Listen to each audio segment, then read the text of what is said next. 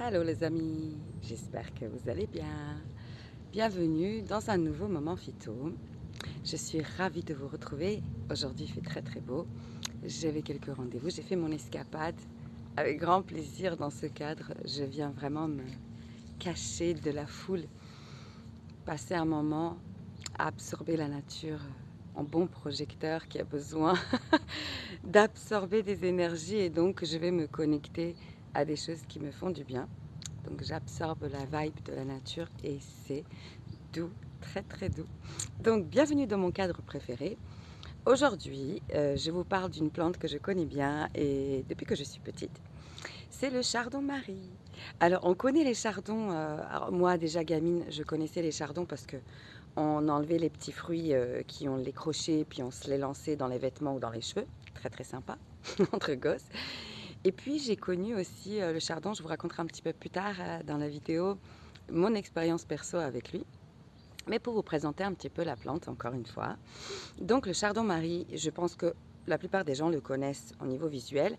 Donc grande tige, feuilles et fruits avec les petites pétales violettes et le côté piquant bien sûr. Et les petites rainures blanches sur la tige. Donc il pousse sauvage partout. Et il est génial voilà, il a sa spécificité et il est un des meilleurs dans ce qu'il fait, on va dire ça comme ça. Donc, sa composition, tout d'abord, alors je ne vais pas vous donner les noms compliqués des flavonoïdes, mais c'est surtout son complexe de flavonoïdes qui lui donne un pouvoir de soin, de soutien, de régénérescence, de cicatrisation de l'hépatique, donc du foie vésicule biliaire.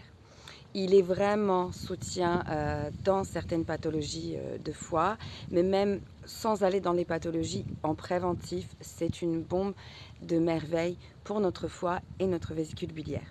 Donc il va avoir plusieurs effets. Il va soutenir, il va régénérer, il va permettre à la bile de s'écouler correctement, il va réguler les taux. Il est vraiment top. Nettoyage, cure, foie, vésicule biliaire, même par rapport au calcul, attention, toujours, si votre médecin vous a confirmé que vous avez des calculs biliaires, ne jouez pas avec le radis noir ou avec le chardon-marie. Parce que si vous évacuez trop vite d'un coup les calculs, ça peut faire, comme mon urologue m'avait dit, une autoroute de calcul en fait, une autoroute de cailloux. Et donc ça peut boucher et vous finissez à l'hôpital. Donc on ne joue pas, on voit avec le médecin ce qu'on peut faire, quelle est la taille des calculs. On fait des cures douces pour essayer de les réduire pour qu'ils passent tout seuls. Mais on ne fait pas les choses radicales. Pardon, il y a des petits bruits dans les buissons.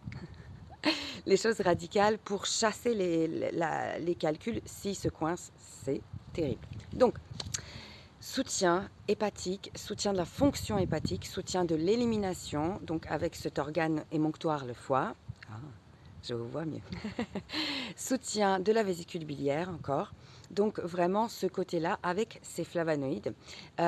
Donc il a des tanins, il a certains vraiment spécifiques pour ce travail-là. Il est utilisé depuis très longtemps chez nous. En médecine classique, il est reconnu et on peut l'utiliser sous plusieurs formes. Donc en prévention, en soins, en soutien à une pathologie, les trois sont possibles, toujours avec son médecin, s'il vous plaît, en consultation, concertation avec le médecin, pas faire de bêtises.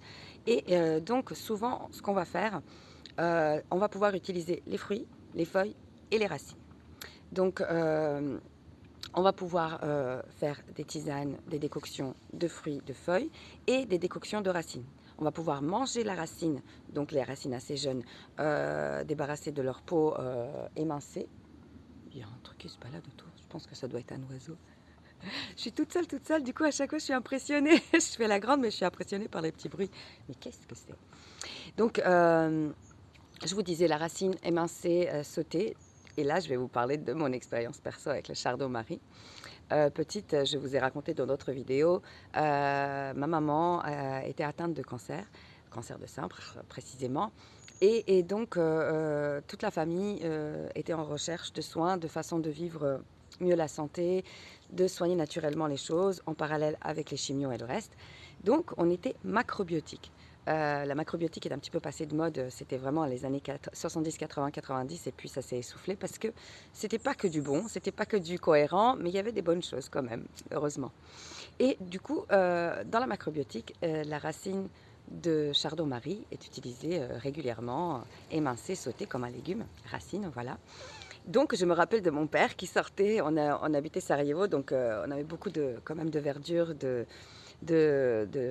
forêt pas loin et de vers de parc autour, même autour des immeubles. Donc je me rappelle de lui sortant, allant chercher les racines de chardon-marie. Donc ça faisait partie de ma normalité, on va dire. Et donc ce chardon-marie vraiment qui peut être utilisé de plusieurs façons. Je vous disais en prévention, en soins, en soutien.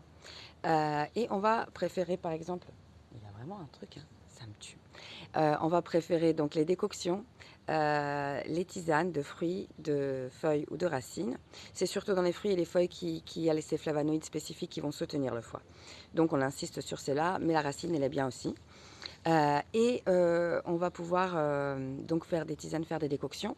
Et on va pouvoir le prendre en teinture aussi, en extrait, où il va être vraiment très efficace. Donc sans problème, voilà, avec le chardon-marie, il n'y a pas vraiment d'effet négatif.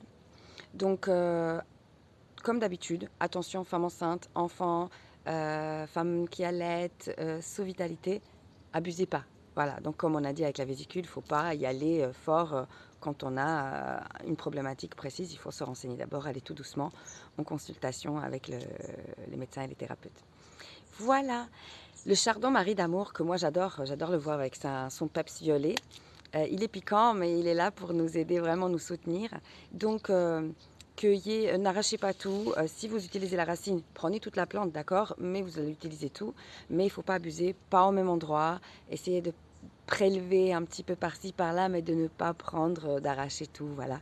Essayez de prendre les fleurs, les feuilles, sans arracher toutes les branches, pour respecter la régénérescence de la nature et la continuité de l'existence de cette plante à cet endroit-là pour que vous puissiez revenir la voir encore.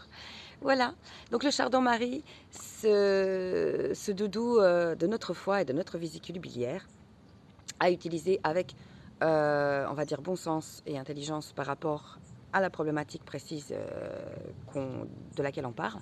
Et en général, la phytothérapie et l'aroma, c'est vrai que ça serait mieux si vous pouvez être accompagné, suivi par un thérapeute aroma, phyto, naturaux, peu importe, mais qui va pouvoir vous guider avec les dosages, avec l'utilisation, voilà.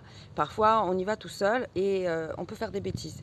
Mais bon, là, avec le chardon, ça va. C'est pas, voilà, il n'y a pas de problème comme par exemple avec l'armoise où il y a un côté hépatotoxique. Là, c'est du soutien du foie. Voilà, je vais aller voir c'est quoi comme bébête qui vient rôder autour de moi. Je vous fais des gros bisous. Merci d'avoir été là. Et puis à très très vite pour de nouvelles aventures. Belle journée!